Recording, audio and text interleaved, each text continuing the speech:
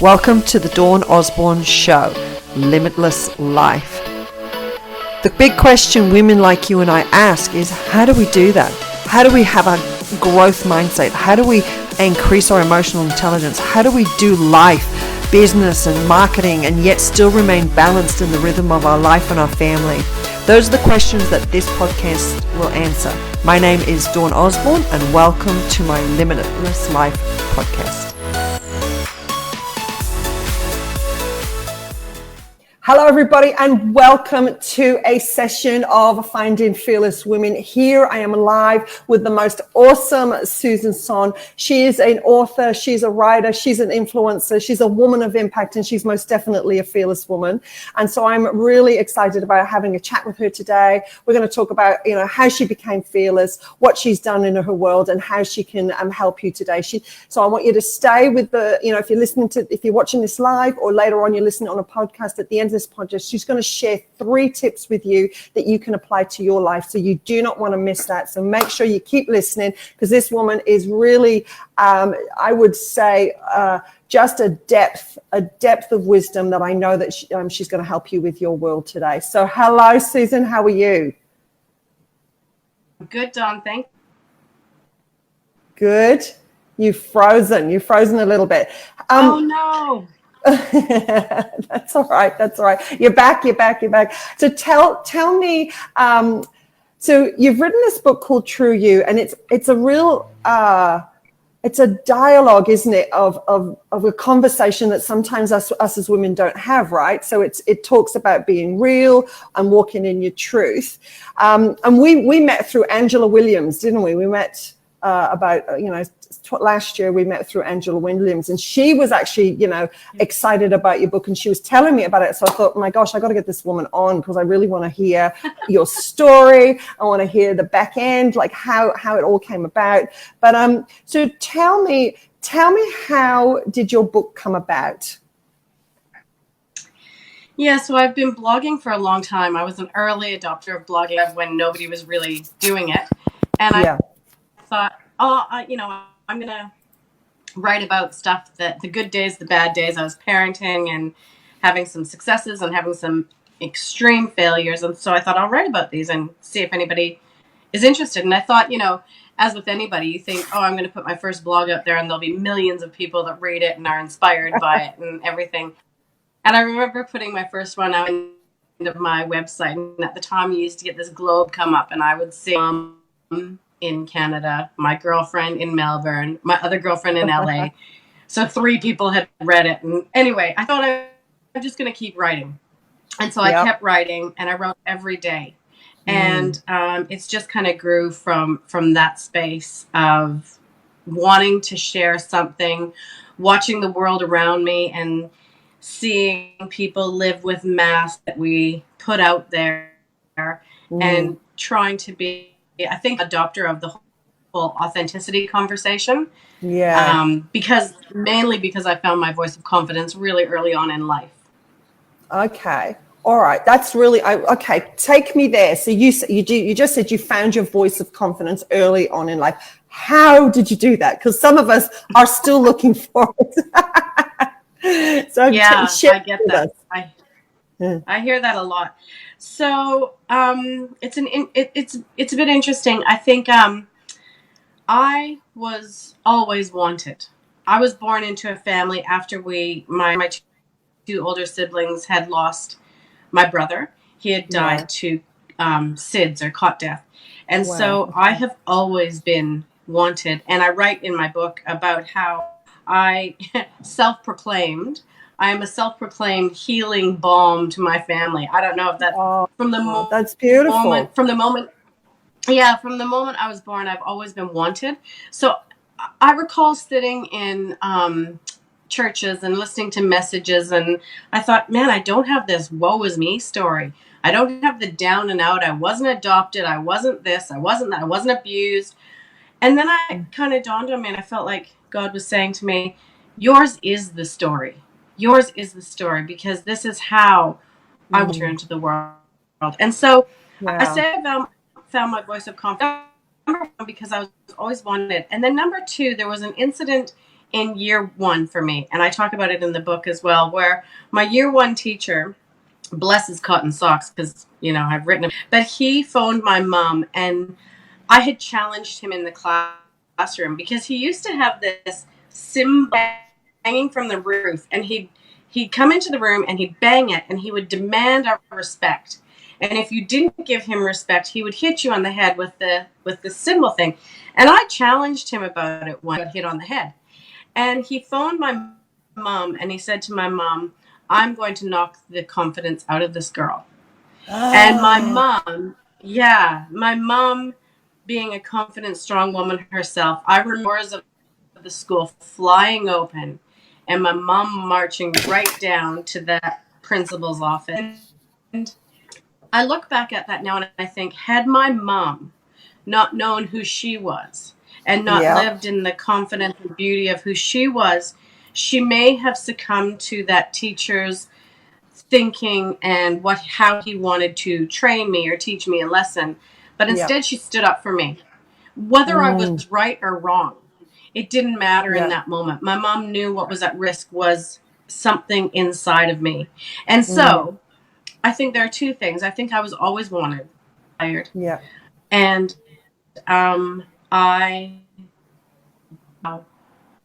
she saw the strength in me, and she knew there was fire in my belly from the time I was little. And that's and again, as I say that, though, my confidence and that voice of confidence has been misplaced many times because I didn't know how. That's a big thing to understand. And so when I listen to people talking about bullying situations and look at my own life and go, wow, I think I could have been that person to someone else. And I've actually gone through a lot of my past and talked to a lot of my schoolmates and stuff and said, if I ever did this to you, I'm really sorry. Because I didn't know I didn't know the power I held in my hands. Right. And so, that's kind of that. No, that's awesome. That's really quite a gift to have that, because many women are seeking that. Oh, did you disappear? Totally dropped. I don't know what happened. My house just shook. I'm so sorry. We need to put a little disclaimer out there. Yes, this has been the funniest show to pull together, because yesterday I said to Dawn, and my family can attest, I couldn't even get my head off the couch. I was so sick. So I do have a cup of tea here. This has been the funniest show. So that happening is just part of our experience this week, Dawn. We're supposed to be like professionals. And so this is authenticity at its best right now, because it's not perfect. We're just being real. We had major catastrophe before I did at 7:00 this morning, because my cameras didn't work.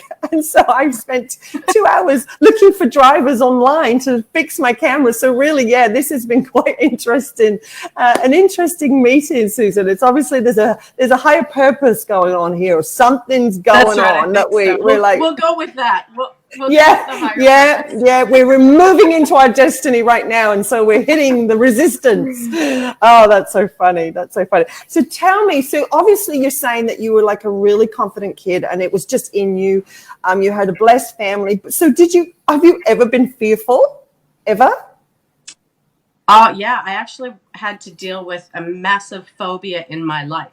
Okay. And it's going to sound silly, but yes, I had a huge phobia, and I've only actually recently overcome that. And it was something that I let sit there and in certain circumstances rule me, which is kind of weird because that's just not true to my nature and the core of who I am.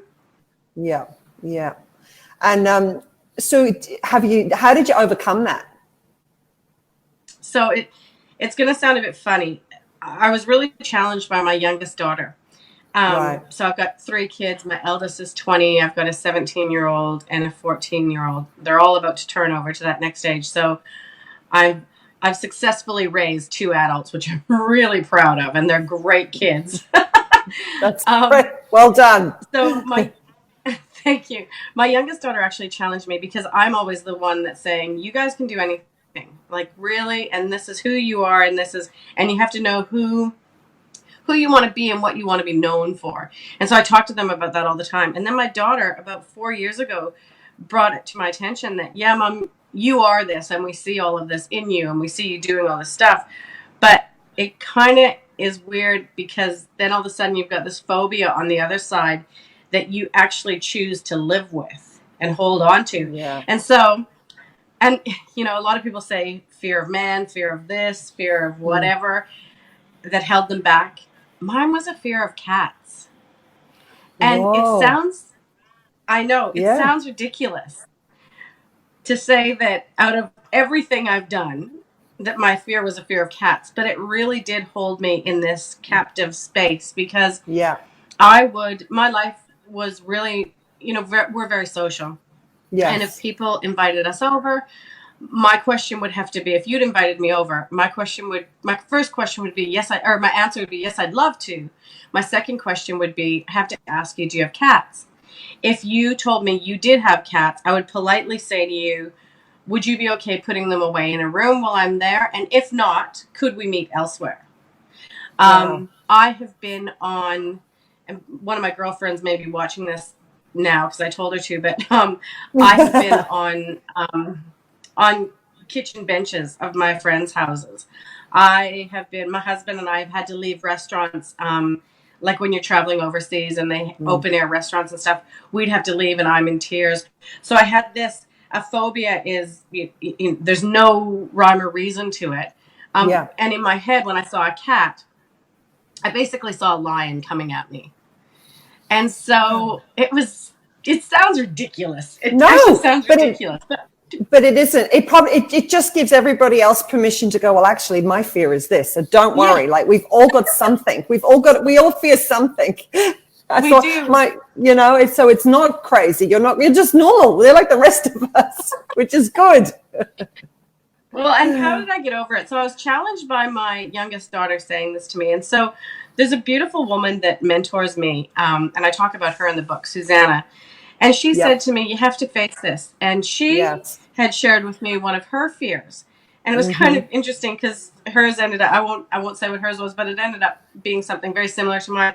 And she told me what she did. And so I phoned one of my closest girlfriends who has a cat, and one of my girlfriends who I really trust. And I said to her, I don't want you to tell anybody this, but I need to walk through this with you.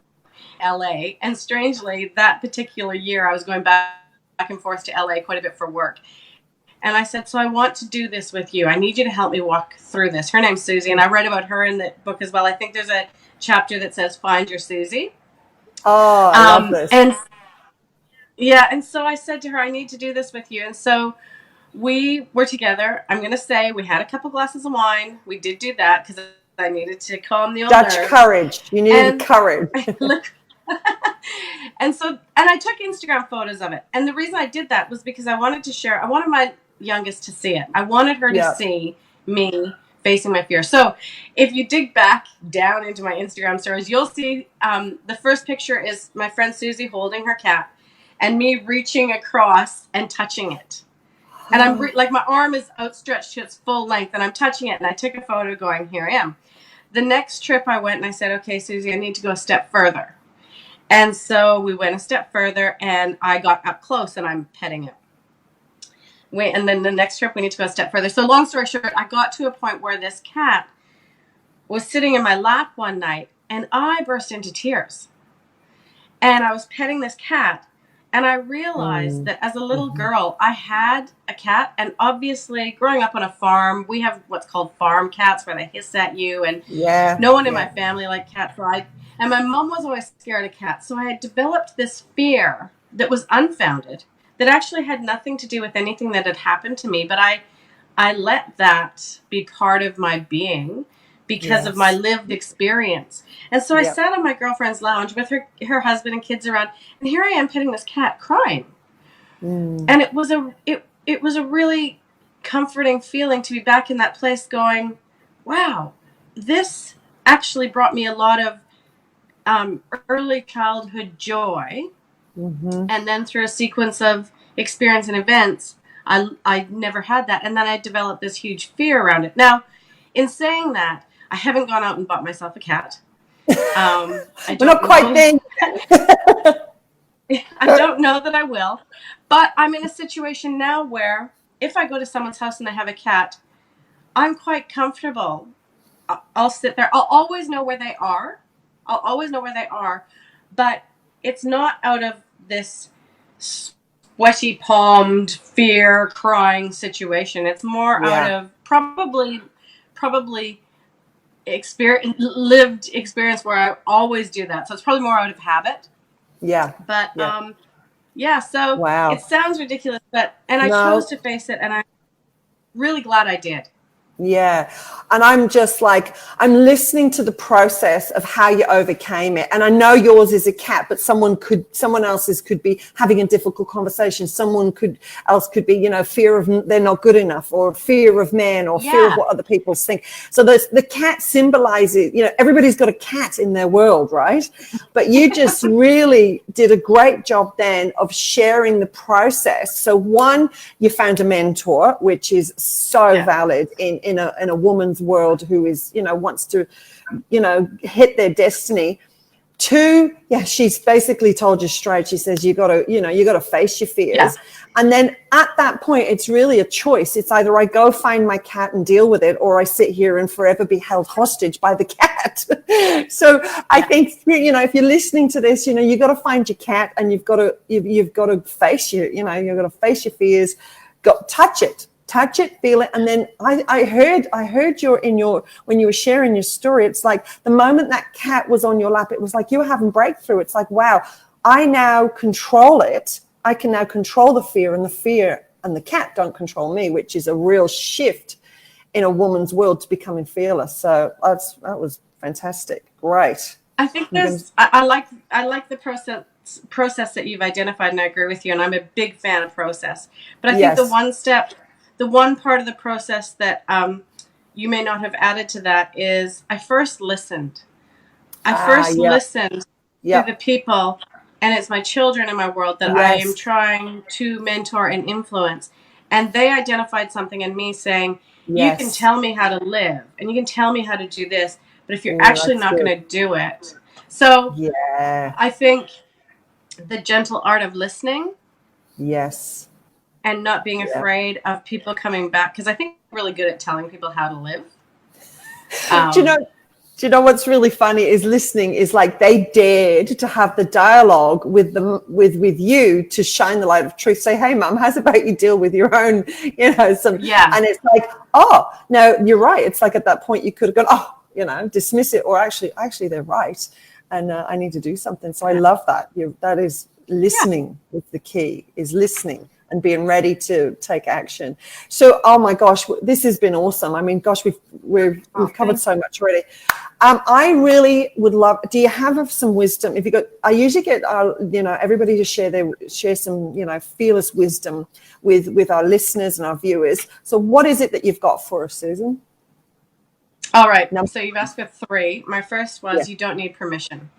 yeah, You don't need like that. permission to live your life, who you're meant to be, Yeah, what you're meant to do, even if it's going against the grain. You don't need yeah, permission. Just go for yeah, it. Number two would be, excuse me, let failure fuel you, not rule you, because the reality is failure is going to happen. yes, So, whenever you take a risk, whenever you step out, whenever you try and do anything, just do it knowing you're going to fail. But don't let yeah, that rule you, and don't let that be the thing that holds you back. Let it fuel you. Let it be the thing that propels you even further. yeah, And then the third thing is do it all terrified. Do it all really scared, because sticking your head above the sand and going, whether it's I'm going to start a blog, or I'm going to write a book, or I'm going to yeah, start a radio show, or I'm going to start a podcast. It's yeah, all scary, but just yeah, do it scared, because if you sit there, and the other option is you just won't do it. yes, And so and then I think coupled with that would be find your tribe. And by that yeah, I don't mean a whole horde of people. I mean, like, through the process of writing the book, I had some of my closest girlfriends, and I promise you, I would send them emails and it would say, the subject always said, tell me if this is crap. Yeah. That's what it would say. Just tell me. And Yeah. I'd get them to read stuff. And so find your tribe that is going to, that you can trust, that you can really be you, that you can let your hair out and let your rolls out and be blah and go, help me pull this together. And just go for it. Yeah, that is. You get one shot. Absolutely. And what happens is we sit here going, we know we need to be doing this. We know we need to be stepping out into bigger and greater things. And then we're watching people just go whoosh, passing us, and we're like, you know, we either sit there, become bitter and twisted that we didn't do that, or we get on, you know, we jump in the river with them and go, let's go, girls, let's move into what, you know, we're destined for and what what we're called for. So, and you've done that, Susan. You've done that. You've launched your book. So tell me, your book is amazing. It's very insightful. So I would love it if you could share with us how we can get your book. How can people find you? How can they find your book? Book, you can easiest is to go on to getreallive.com/trueyou. Yep. And all the links are there to Amazon, Barnes & Noble, Christian Bookstore, Book Depository, all the big wigs that carry books. It's on there. Yeah. So you can get it there. And that's kind of best place to find me. And you can follow me on Instagram or Facebook or whatever. I'm Susan J. Sohn everywhere. Yes, you are. Is there another Susan Sohn? Not surely. There is. There's an older lady in Georgia, and I've actually reached out to her. She sells the most beautiful properties. Oh wow! I've got another Dawn Osborne, and she's a florist in Toowoomba. So yeah, so I have to go. Funny? No, I'm not the florist. I'm the other one. So that's it. Oh, wow. You have been an absolute pleasure. I am so thankful that you came on today, and as difficult as it was to pull this together, we have done it. 2019, the first fearless woman to come on the show, and I'm very blessed that it's you. So thank you so much, Susan. Thank you so much. You are awesome. So, all right. So guys, thank you. Thanks for having me. No worries. Thanks, guys. Thanks for joining us. If you liked it, loved it, share it, send it out to your friends. If you know someone who's got some cats that they have a fear of, they need to listen to this podcast and listen to this show. Watch the replay, take notes, and bring fearlessness into your life. And so you join us next time when we come back again with Fearless Women. Bye-bye.